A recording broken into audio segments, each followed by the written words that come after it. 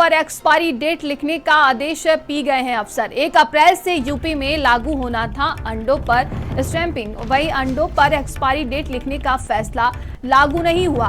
Private संस्थाओं के दबाव में एफएसडीए ने लागू नहीं किया है फैसला।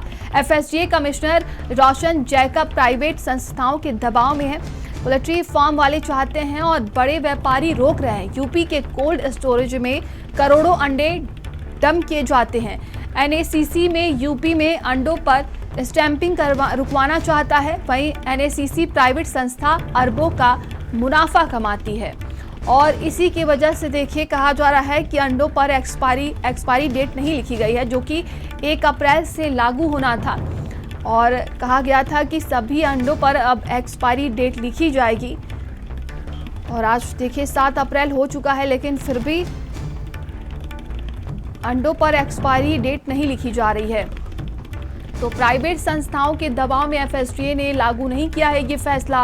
एफएसडीए कमिश्नर रोशन जैकब प्राइवेट संस्थाओं के दबाव में पोल्ट्री फार्म वाले चाहते हैं और बड़े व्यापारी रोक रहे हैं। यूपी के कोल्ड स्टोरेज में करोड़ों अंडे डंप किए जाते हैं।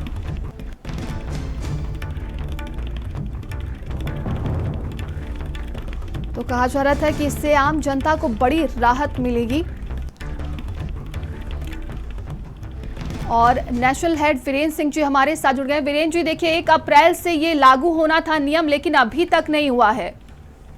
बिल्कुल, देखिए एक बहुत बड़ी खबर है कि यूपी सरकार ने बहुत जोर शोर से इस बात का ऐलान किया था कि वो उत्तर प्रदेश में अंडों पर स्टैंपिंग कराएगी और उस पर एक्सपायरी डेट लिखेगी और 1 अप्रैल 2026 से फैसला लागू किया जाएगा।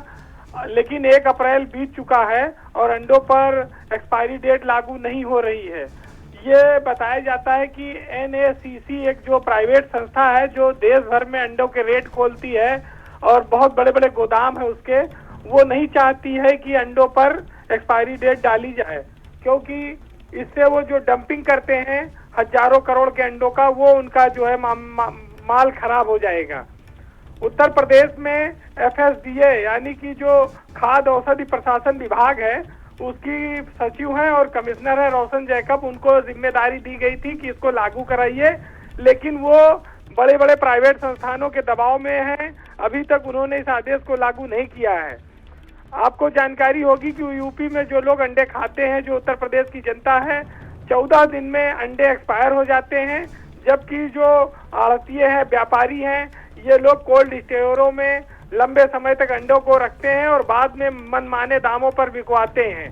तो सबसे बड़ी बात यही है कि कोल्ड स्टोरेज में, जबकि उत्तर प्रदेश में अंडा रखने पर रोक है, उसके बावजूद चोरी छिपे कोल्ड स्टोरेज में अंडे रखे जा रहे हैं। हजारों करोड़ के अंडे रखे जा रहे हैं।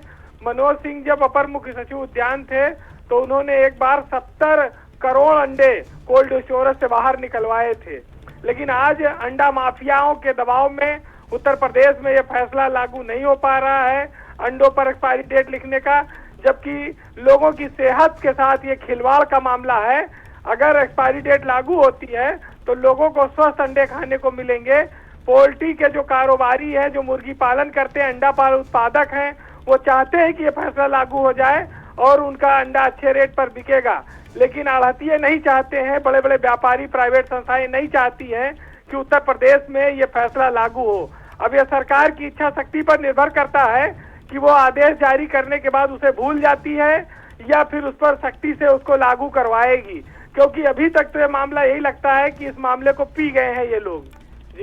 जी, तमाम जानकारी के लिए आपका बहुत बहुत धन्यवाद। चलिए आगे